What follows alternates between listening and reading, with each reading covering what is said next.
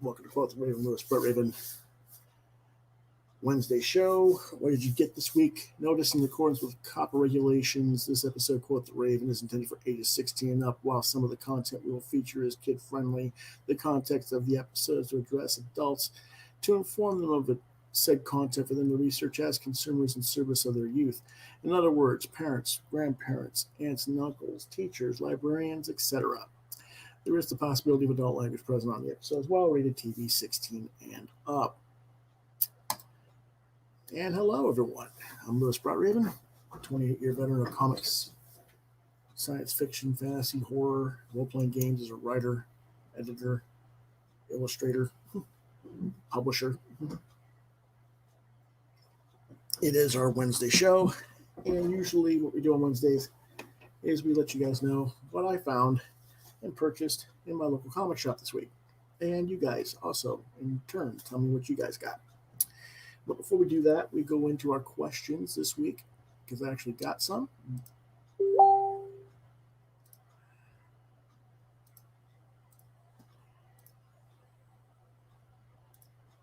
So let me go ahead and get to that.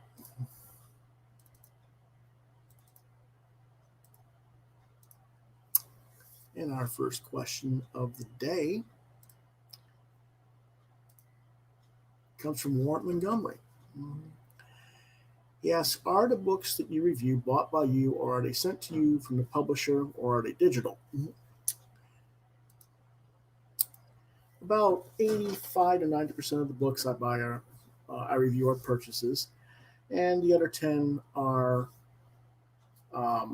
gifted to me by publishers, or they're digital PDFs sent to me by publishers, and I try to qualify which ones are which. Like last week I did Lumen from Tony McMillan, Bounce House Books, and I said that he'd sent that to me.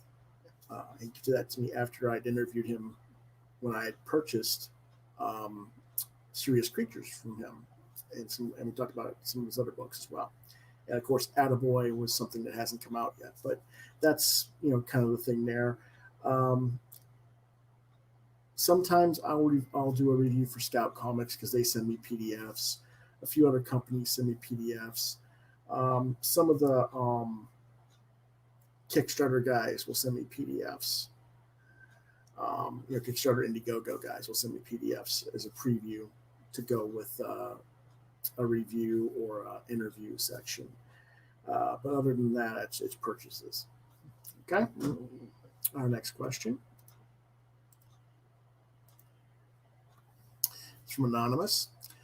Asks, when a comic that you really like disappoints you somehow, maybe they have a bad storyline or a bad moment where the character is portrayed in a way you don't like, do you think it is fair to quit buying the book? Well, absolutely, it's fair to quit buying any comic for any given reason. I don't necessarily think you need to justify your choice to choose not to purchase a comic. I apologize for some of this lighting. Today it's coming in from outside window. Yeah, I think it's a matter of trust between you and the creative team. If it's means nobody's perfect. There's always going to be storylines that are not going to be to your liking, and I think that you have the choice to choose to walk away from a book for a period, or just walk away entirely, or choose to stick with that creator or creative team to see where it's going and see if they can turn it around for you. But yeah, it's certainly fair. Same thing with the creative team. If a creative team leaves and it's replaced by a new creative team, and you don't necessarily care for that creative team, or you don't care for that person who's creator for some of their other work or something that they behave on social media or whatever, and you choose to walk away from it, that's your right. So yeah, it's totally fair, in my opinion. Next question.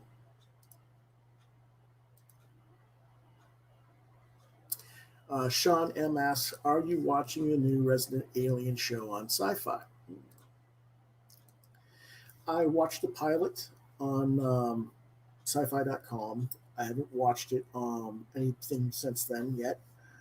I don't watch it on TV mostly because it airs at a time where I'm busy, either watching something else or I'm working on the show. So I don't really have a chance to watch it on when it airs on TV. Um, the first episode was okay. It really doesn't. It's its own thing, separate from the comic, in my opinion. Um, so I'm not as vested into it as if it had been more traditionally adaptative of the comic, I guess you could say. But what I saw in the first episode was fine. It's you know a different take on the concept to me, though. Next question.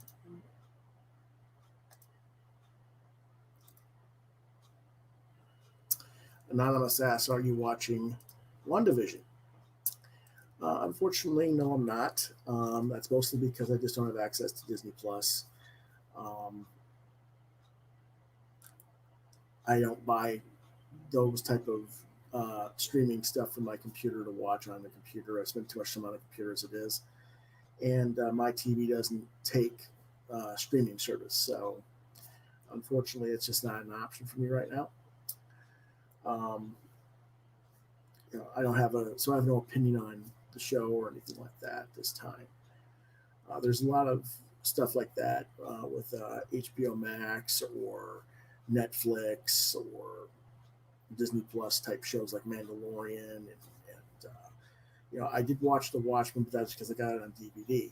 So usually what happens is when these shows get collected onto DVDs or I find some other means to find them and watch them, I'll do that. And that is our questions for the day. So if you have a question for me, you can reach me at quothetheravenlbr72@gmail.com. Subject matter questions. Okay. So let's go ahead and talk about what books I got this week. Let's start with Craig Thompson's Ginseng Root. It's number 8 for $6. This is published by Uncivilized Books. And this has been a really good series. This is a photo of Craig with the ginseng root in front of him. This is about his youth and teenage years. His family were ginseng root farmers in Wisconsin. And it's basically about his experiences as a youth with that sort of thing, and growing up in his family and a farm and stuff like that. And I'll review all these books on Monday. But that's what that is about. I got The Map Maker, number 1 from Scout Comics. It's $1.99. Now this is a preview one-shot book. And I haven't looked at it yet, but what will actually happen is they'll not release any more issues of this. They'll go straight to trade next in a little while. This is just like a preview book for $1.99. And then I don't know how much the trade's going to cost, but I'll let you know when it's available after I review it for Monday. Or you can go ahead and see if your retailer ordered it and have it, and you can check it out and see if you want to pre-order the trade yourself. We got Homesick Pilots number 3 from Image. I'm not really sure what to think of this book yet. I've reviewed the first 2 issues so far. It's a little bit odd. It's been good, but I don't know. I'm probably just going to read through the first arc on this one, but we'll see what we think after issue 3 on Monday. We got Judge Dredd False Witness number 4. This is the last issue of the series, so when I review this on Monday, I will not only review this issue, but I will do an overview of the entire story arc with you. Okay?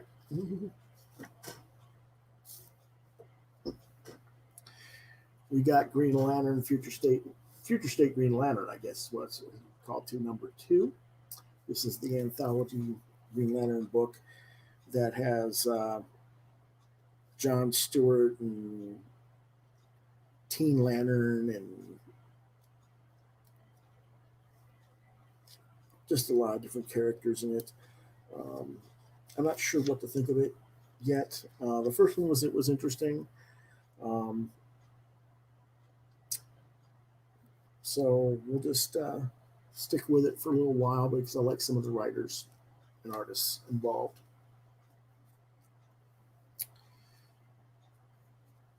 Origins number 4 of 6 from Boom Studios.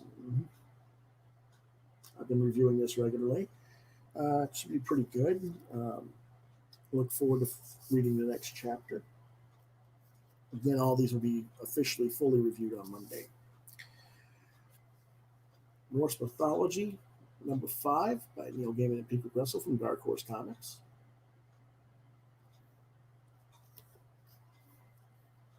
This also has Joe Thompson and Galen Showman connected with it, apparently. I guess this is going to be multiple people drawing, I guess. Yes, there's multiple books on here. Okay. That'll be interesting. All right. I guess Peter Russell did the layouts and the other guys did the finished art on this one. With Norse mythology, it comes and goes. Some of it's fully drawn by other artists, and it's mix and match. No. And lastly, this week I got back issue number 125, which is the pre-roll comic issue, which features an interview with Matt Wagner and Majin Brundle. Also has Colleen Dorn for Distant Soil, Usagi Yojimbo with Stan Sakai,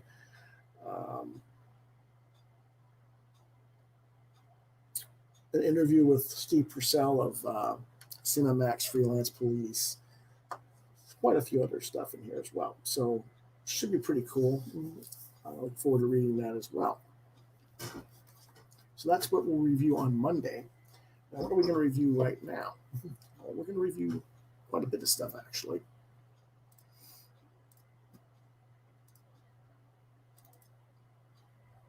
We're going to start off with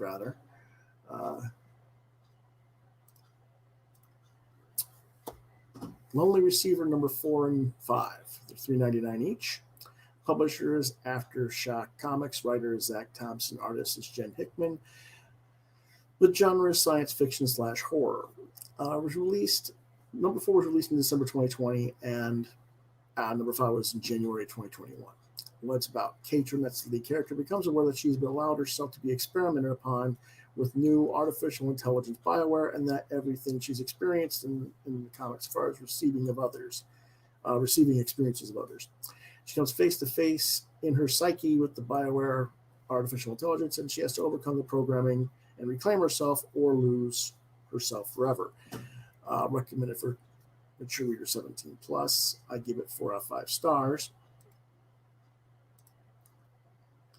The last issue, which is issue 5, is a psychological metaphorical battle between Katrin, and the program.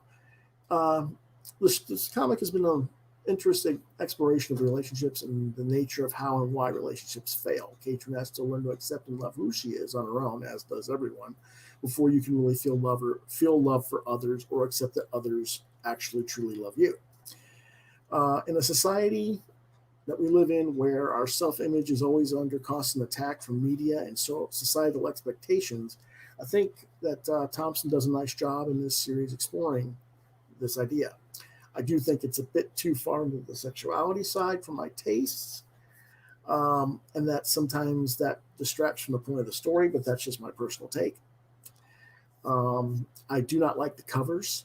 If there's anything I really didn't like about these two issues, it's the cover. Mostly the color palette is too similar to one another.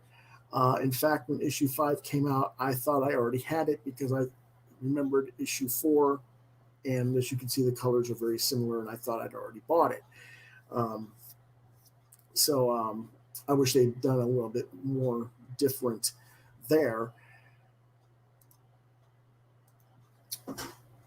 I don't know if those are right by here or not. I'm looking for something. It doesn't appear to be. Okay.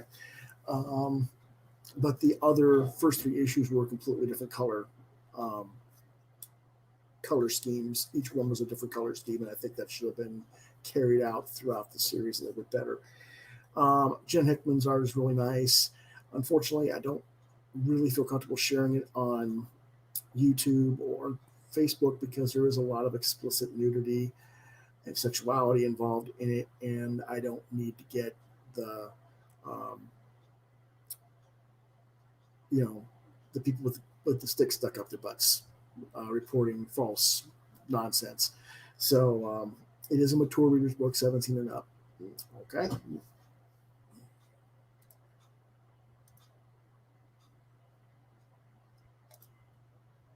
Our next book is Stargazer number 4 and 5, $3.99 each, published by Mad Cave Studios, written by Anthony Cleveland, drawn by Antonio Fuso, and with colors by Stefano Simeone. The genre is science fiction, and it was released in January and February of this year, respectively. Stargazer number 5, I think, came out either last week or the week before. And what it's about, in issue number 4, the girls meet at a ufologist conspiracy nuts home, only to find themselves surrounded by a military strike force. Then their friend Kenny, who disappeared and was abducted by aliens in earlier issues, returns via the aliens and defends them from the authorities as the girls escape and head to a set of coordinates they've been given. In issue 5 comes the big reveal. It turns out that there's a hive mind spaceship that is trying to drain the Earth. Kenny's not really there. He's a projection of his mind already downloaded into the ship. His body's already gone. He's dead as far as the physical body is concerned.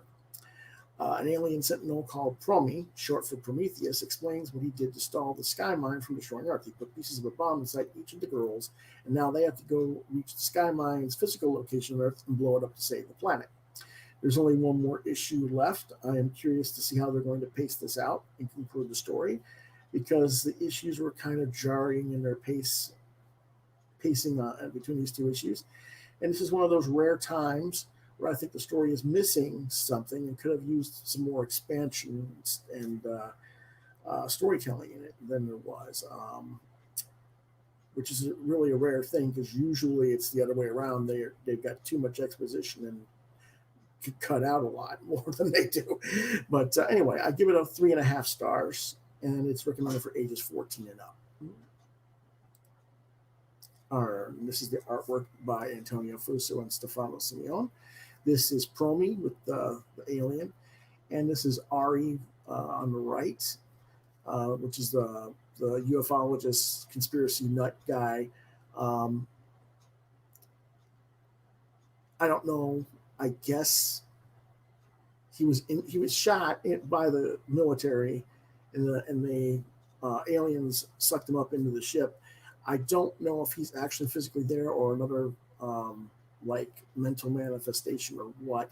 The woman with the wine glass in her hand is a physicist doctor that it's her home that they're kind of based in. And this is basically is explaining to the young 3 girls what's going on, and that he was one of the guardians of the Sky Mind, and it got screwed up. Our next book is Monkeys Fighting Robots number 1 for $10. This is a oversized magazine. Publishers Monkeys Fighting Robots. Writers and artists are various. The genre is articles and comic strip magazine. Think of it as kind of like, what if you had the interviews and opinion articles of a Wizard magazine or a comics journal and some comic strips thrown in there.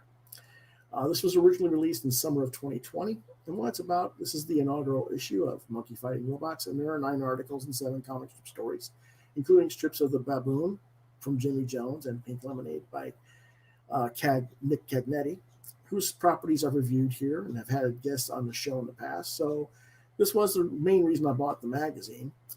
That having been said, there are some very well thought out articles about a variety of classic comics and comics runs, including Nancy Collins' run on Swamp Thing, and another article called How to Read Comics Like a Professional.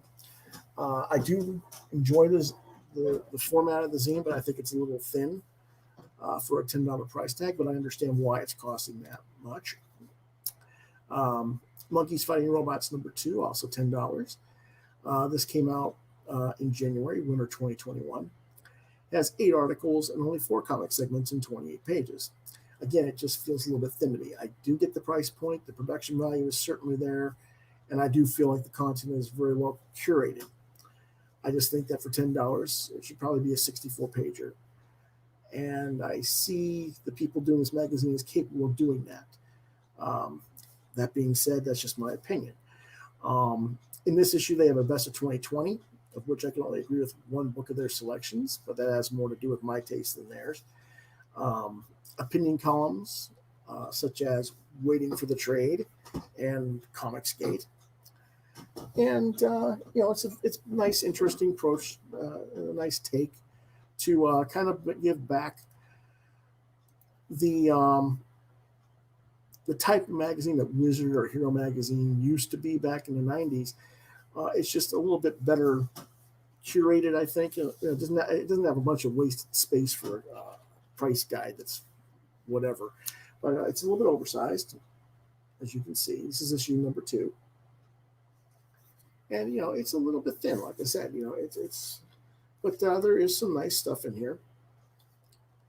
This is their best comics of 2020. They said Strange Adventures, Friday, Youth, The Mask, some other stuff in here. The only one I really agreed with was the Kill Lock. Strange Adventures, I mean, I can understand why they got it there. I don't agree because I don't think it's a very well done book, but I understand why it's there. Most of these other books I just haven't had access to and haven't read them, so I don't have an opinion on them. Mm-hmm. But they're not bad. Like Department of Truth. Okay, all right. But it's just different books that they liked in their group, and it's fine.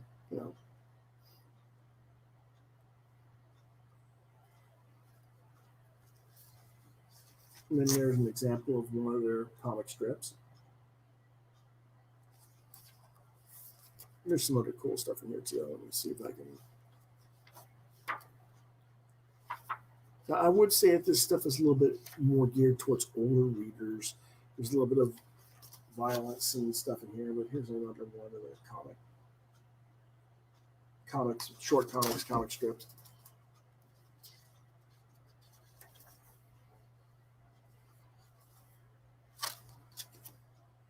And then there's another article here, Comicsgate, The End is Near.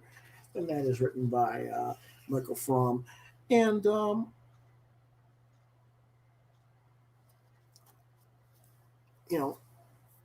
it's interesting, some of the perspectives they have.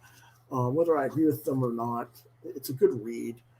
I just wish that there was just a little bit more to it, I guess. Good quality stuff, just more of it, please. I guess it'd be the best way I can put it.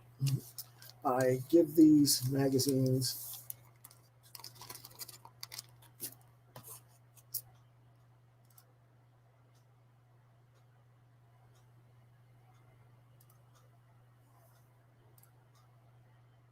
a 4 out of 5. Like I say, for me, it's just because I'm spoiled from classic magazines like Comic Scene or Comics Journal, and I'm old school, and I have that awareness of what used to be regular staples in the market that were more or less eliminated by the advent of the internet. A lot of the stuff that I'm looking for in this type of magazine, usually, it became this kind of content that was on CBR or Newsrama and stuff like that. And but I do like what they're doing. It's a good startup.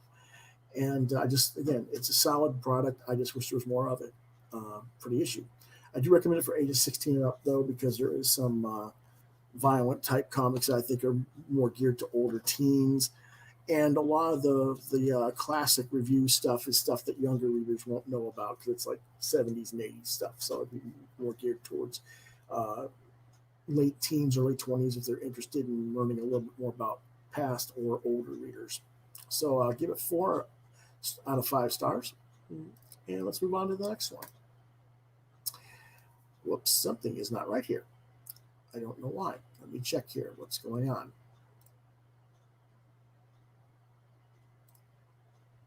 Ah, I see what happened here. We have our pieces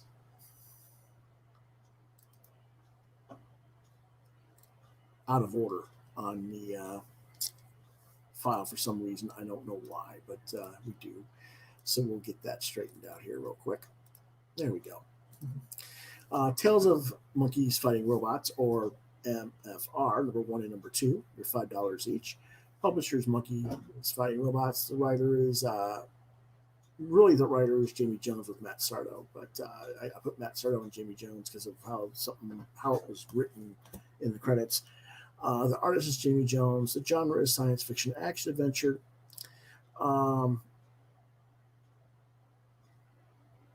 Released January 2020 for number 1 and January 2021 for number 2. These are collections of a webcomic that are produced by Jones and Sardo. The concept is the war between monkeys and robots as it raged on for eons. These are the stories that have survived. So it's tales of these two factions battling each other throughout space and time. So it's a fun little comic to look at. I think it was the late Carmine Infantino who said that if you do comics with either monkeys or gorillas and or robots on the cover, you can't go wrong. So why not apply that logic to a comic as a whole? Makes sense to me. Jones is clearly having a blast, drawing it, and it's a fun little escapist comic. It's a bit mind fluff, it's not deep thinking comic by any means, but the creators don't take it too seriously, and it's not meant to be taken as a quote unquote serious comic like way too many comic creators in the series expect. Because of this, it's a quick, lighthearted read, even though the situations are high stakes and the characters are often in potential mortal danger. And I do enjoy and love how they change perspective of the stories from the monkey side to the robot side in the middle of the story, which in turn sort of gives us 2 stories in one book. Definitely worth the $5 price tag on the books. Because it's a webcomic, the printed editions are 5 1/4 by 8 3/4 size format. So maybe snobs who only want their traditional size comics won't be interested. If so, that's their loss. I said 13 and up. It might be more like 15 and up, but either way, 4 out of 5 stars.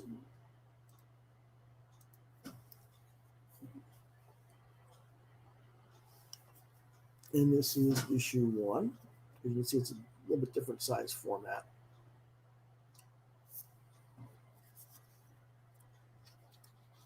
And it's on the web every Sunday at monkeysfightingrobots.com.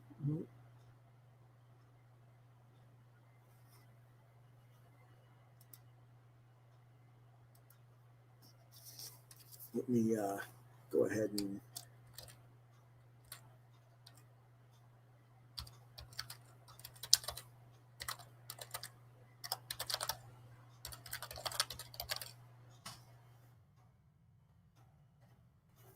share that for you. You can get this online at that address, monkeysfightingrobots.com.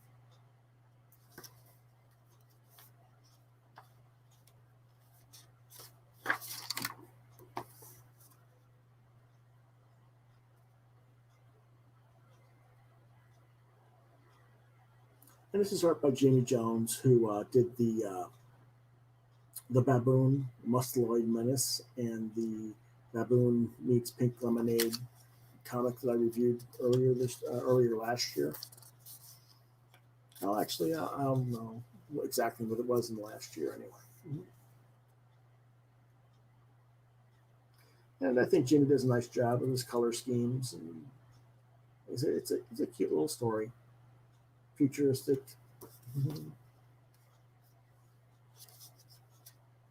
These are the monkeys just, laying waste to robots.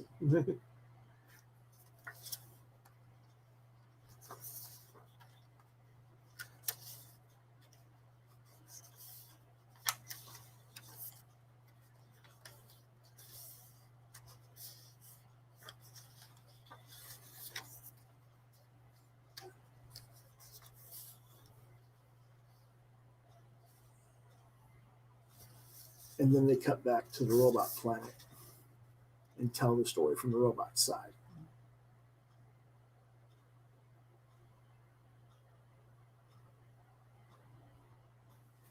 Which I think is kind of cool. Because so often we always hear about, battles and stuff like that from one side, one perspective instead of both sides' perspectives.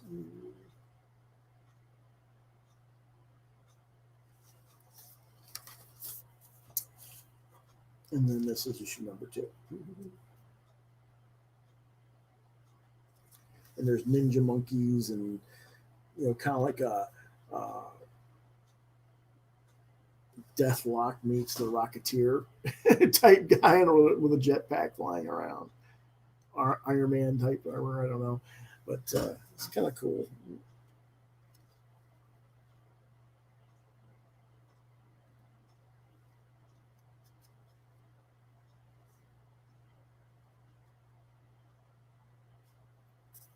And then again, they switch back to the robot side.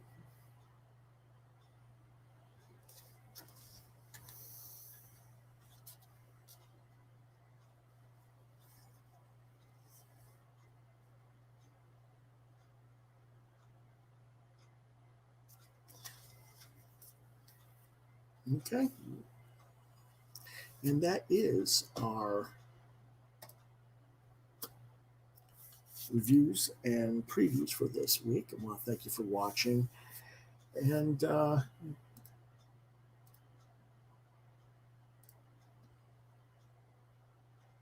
usually this is when I tell you guys what I've got going on for tomorrow. Unfortunately, we don't have a guest official yet. There will be live questions and answers, and I'll get back to you guys for our live Thursday night roundtable discussion. And on Friday, we will have our Friday night talks. And this is the genre discussion, and this week will be fantasy film and television. And I don't know exactly if I'm going to have a guest co-host on that or not. So that'll be what will be going on for the rest of the week. And then on Monday, all those books I previewed and showed you what I just bought, which I literally just got home and brought from the store, those will be reviewed on Monday. Okay, folks?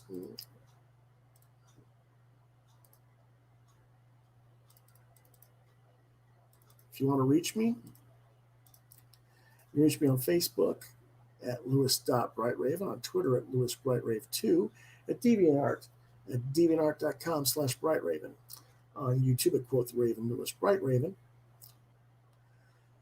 You can email me questions at QuothRavenLBR72 at gmail.com.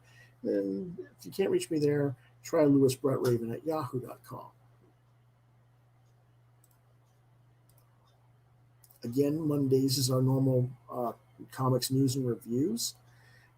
Wednesdays is our what did you get this week. Nobody's typed in anything to let me know what they bought this week. It doesn't seem to happen very often, but every once in a while I get something. Thursday nights at 9 p.m. is our roundtable talk, and Friday nights on 9 p.m. is our genre night. It's supposed to be each week a different genre. I have been doing more of a 2-week schedule, but hopefully I'll get it back to the weekly different genre soon.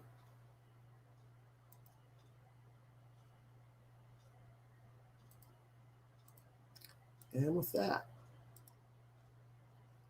I bid you guys adieu for the day, and I'll see you guys on tomorrow for our Thursday night roundtable discussion. Have a good day.